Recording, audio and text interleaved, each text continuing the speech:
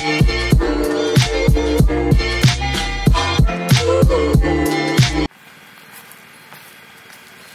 and welcome to my YouTube channel, and today I really wanted to share with you my personal story. I'm sharing the story with the hope that it helps somebody out there that's experiencing the same things. It all started off in 2008 when I left the small town of Napier in New Zealand to move to Auckland. I enrolled to university to study business. I didn't know why I enrolled to study business because everybody else was doing it.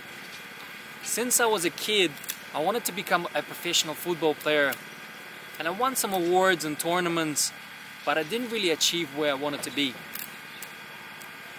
Because of that, I lost my direction in life and my passion. So I started to put myself in new situations, new environment, and I got myself a job as a bartender. When you work as a bartender, you have to drink alcohol. And because of my addictive personality, alcohol and myself didn't really agree. When I was 15 and 16, I was experiencing some suicidal thoughts, but I didn't really take it seriously because I thought, it will go away, whatever. But when I started to drink alcohol, it was all coming out. I became vulnerable, I became a little bit more depressed. I had so many problems internally, and it was escalating as the years go by. When you see yourself as depressed, you start to see everything as bad. People are bad, environment is bad, even though that things are going really well for you. You don't really see it that way. It's a chemical imbalance that just shifts everything, and when everything is going the right way, you see it as the wrong way. And for me personally, as a kid, I experienced a lot of things. I was growing up in Russia and I saw things that I didn't really need to see. It possibly traumatized myself, and so it all manifested as problems later when I was an adult. So when I was drinking a lot more alcohol than I should have, I started to get myself into trouble. I got my willful damage and I had to go to court for that. I experienced my first drink driving, so I blamed everything on the external factors. Not until I got my second drink driving, my mind started to shift a little bit, but again, I put everything aside and I continued. So when I started to drink and when I got myself a new job and a new bar, things started to become a little bit different. I started to take drugs, cocaine, speed, ecstasy, MDMA, a little bit of weed, and my head was just turning upside down. And when you rely on stimulants, alcohol, caffeine, drugs, you go through some darkest places. For me, genetically, I'm predisposed to depression, and I know that. So for me, taking these things is going to make me a bad person. And because I suppressed all the emotions from the past, all of the things were coming out at that time. The fourth charge that I got was an assault charge, and I woke up in the cells. I couldn't remember anything, and I was just devastated because it was like a nightmare. When I had to go to court, I had a chance that I was going to get deported from New Zealand because the willful damage, true drink drivings, and an assault charge were close together. I had to do anger management courses. I had to go to CADS, which is Community Alcohol and Drug Services. And then when I went to CADS, I saw some people out there. I remember I was sitting one day, and this guy walks in. He was wearing dress shoes, nice suit. He was well groomed, and I was thinking, what is he doing here?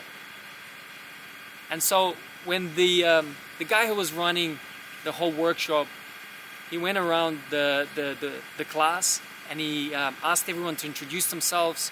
And when it got to that guy, he said, "Hello, my name is blah blah blah, and I'm an alcoholic." And he's an air traffic controller. And I was like, wow, this is crazy. This guy is literally working with so many people in planes, and he's putting people in the dangerous situations. And I was thinking, I'm normal. I shouldn't be here. Not until the 12th week when I started to realize that alcohol is the biggest drug that there ever is, and it's legal. There's so many people that lose their jobs, their wives because of alcohol, and it's legal. Okay, putting all that aside, I also had chronic tonsillitis, chronic hyperhidrosis, which is excessive sweating and you can't stop that. I've tried numerous pills, I've tried numerous medications, sprays, to the point where a doctor told me that I have to cut out my tonsils. And I was like, why should I cut something out? It's like I was born with that. I don't want to do that. And so when you have chronic tonsillitis, you have little stones that form inside your tonsils and they cause bad breath. So imagine I'm constantly sweating and walking around with smelly breath. It made myself really self-conscious and I didn't really want to go out. I wanted to chewing gums, put some freshness in my mouth, because every time I would talk to someone, it would just like, I know for a fact that my breath is smelly.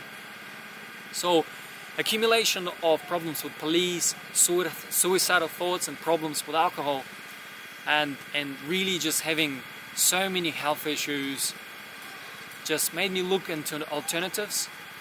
And I remember in 2012, my brother, when I walked into his hostel, he was eating avocado and broccoli. And I said to him, what are you doing? Because my brother, if you don't know my brother, he used to eat pasta and corned beef all the time. He never used to eat any fruits or vegetables, and it was just unhealthy food. He used to eat so much and never get fat. His metabolism was so fast, he was processing food in not a normal way. He was not getting any nutrients. So he told me about this thing called plant-based or veganism, whatever you want to call it. Here I am standing in Pai in Thailand. 6 years later, I'm still plant-based and vegan. And it literally changed my life. It gave me so much energy, so much strength, so much more purpose. And I'm still healthy, I have no deficiencies, I'm happy, I'm standing here traveling, and it made my life a lot easier. My chronic tonsillitis has disappeared. My chronic hyperhidrosis is not there anymore. I don't need to cut out my tonsils. My depression completely disappeared and I'm fitter than I've ever been before.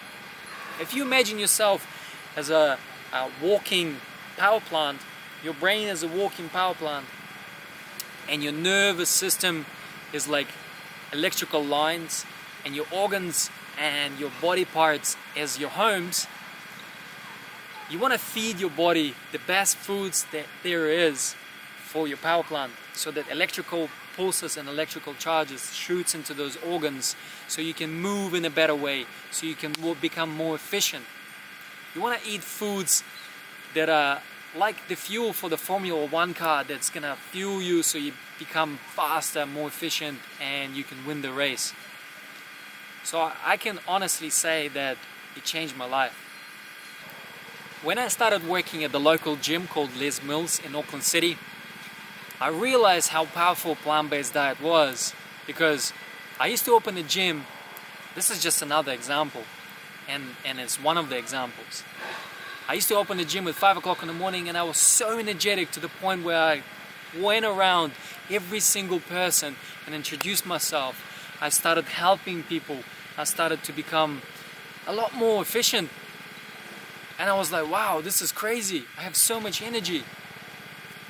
I started eating live foods, living foods, fruits, vegetables. And I was like, wow, this is something to it. I started to research more into it.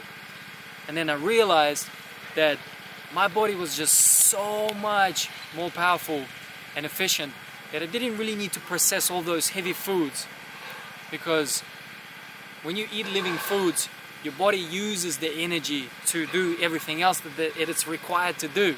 So in summary, the plant-based diet really gives me a lot of energy. My mind is a lot more clear.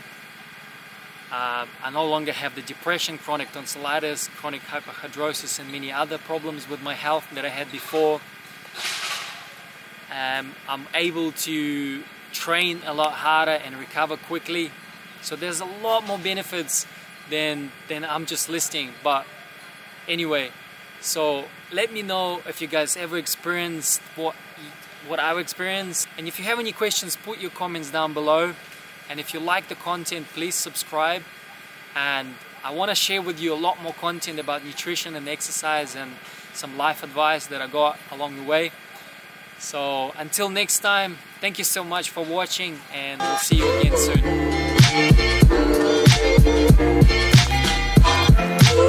soon.